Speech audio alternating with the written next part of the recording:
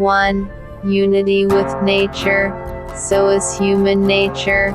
Since our nature is only a part of the whole, living in harmony with it means the same thing as living in harmony with everything that happens in the world.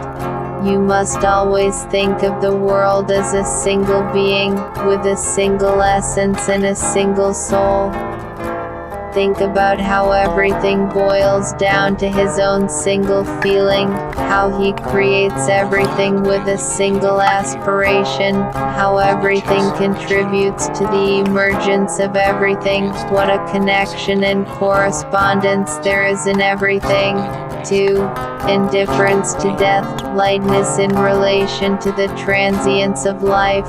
Go through one by one, and those whom you knew personally, one buries one, the other another, and then they die themselves, and all this within a short period of time. In general, one should look at everything human as fleeting and short-lived. What was yesterday still in the bud, tomorrow is already a mummy or dust. So, spend this moment of time in harmony with nature, and then part with life as easily as a ripe olive tree falls, praising the nature that gave birth to it, and with gratitude to the tree that produced it.